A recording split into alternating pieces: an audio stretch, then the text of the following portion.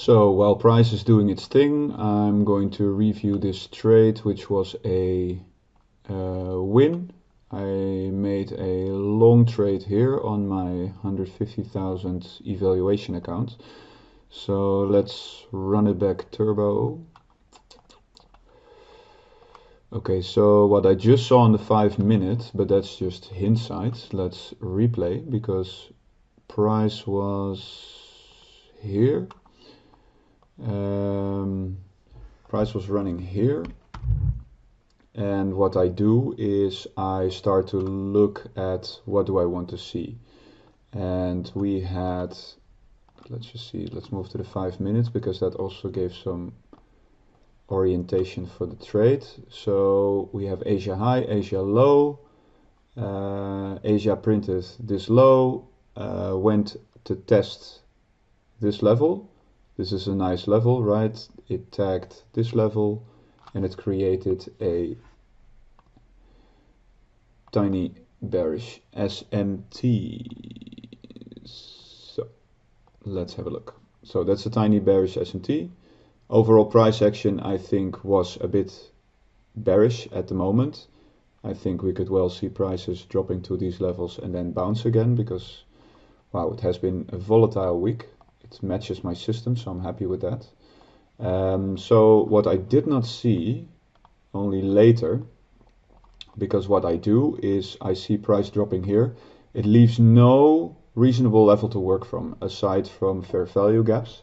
I do see that Asia low gets run, and it immediately reacts off that level. It does both for NQ as ES, no SMTs here in the bottom, but I mark out the 5-minute fair value gaps, I draw my fib, and I see a nice confluence in this area. What I did not recognize, only later, and that explains why I should have scaled out completely instead of leaving a runner, there is a breaker block here. So there's a lot of confluence. So when we have a bearish SMT and we have bearish price action, and we do get a reaction, then this is your biggest resistance. It aligns with the 618 retrace, it aligns with the breaker block, but in all honesty, I did not notice this breaker block. So I was actually also leaving the possibility open that we could completely run up to this high and just fully retrace the down move.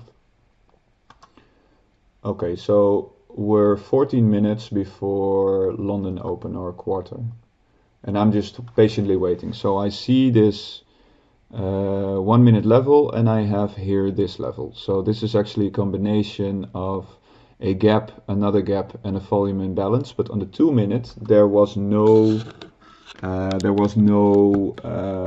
singular FEG. So I was working from this. But I also saw that the 5 minute had this fair value gap.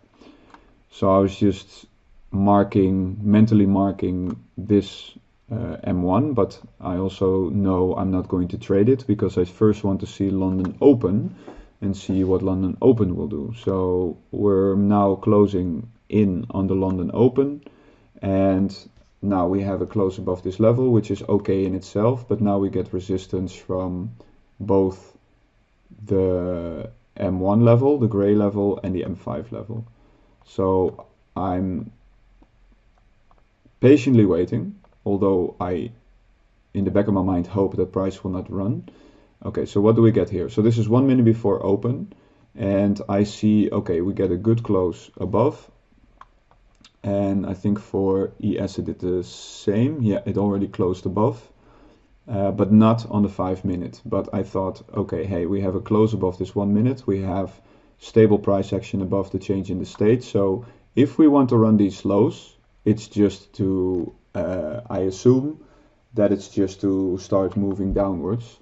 So I do expect a kind of wick down, but I don't want to anticipate. Probably that's a quick wick. So I said, okay, I'm going to enter on the change in the state, put my stop below here, and then trade it to the 618. So that's a 1.6. Stop is a bit wide, but that's just mainly for the London open. So what happened? Indeed, price dropped immediately but bounced up. So I'm now in the trade. I opened 3 contracts. I'll delete this. So this is the initial trade, 3 contracts, and then I thought, okay, hey, now I think because we have a good move above this 1 minute fair value gap, ES was also showing a similar reaction. I'm going to open a second trade, and this will be on the top of the FVG.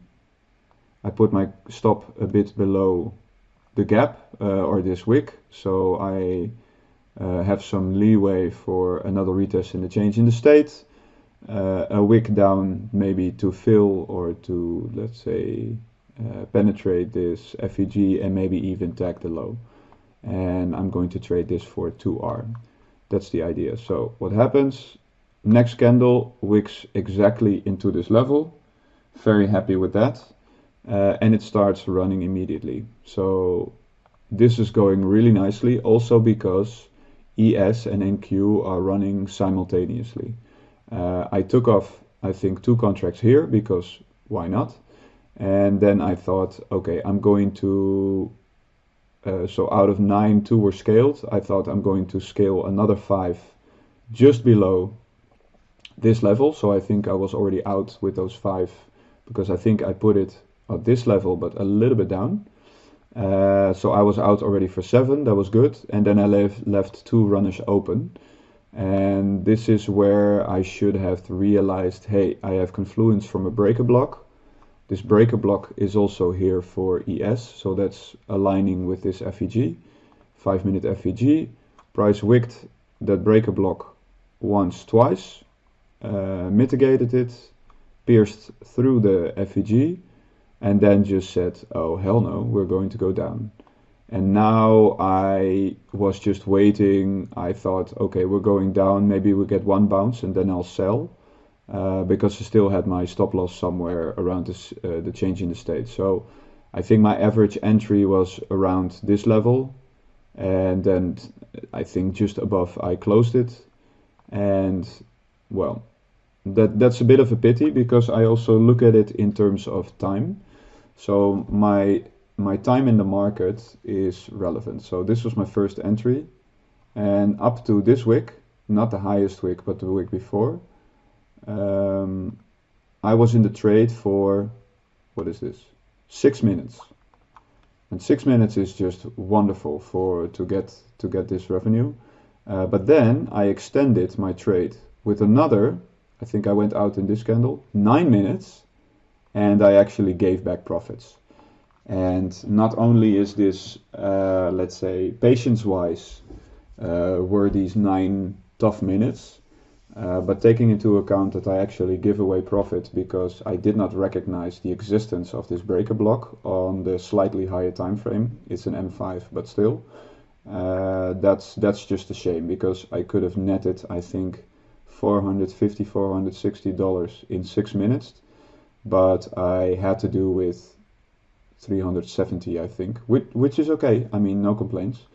Was it 370? Oh, 334. So I actually gave back 120 or something by letting this drop, letting this go against me all the way because I also did not properly trail my stop. So that's a learning for me, just to zoom out to the 5 minutes. But overall, seeing the setup, doing the execution, being patient, scaling in 2 different trades, that was just wonderful. So overall happy, but still, yeah, still some things to learn.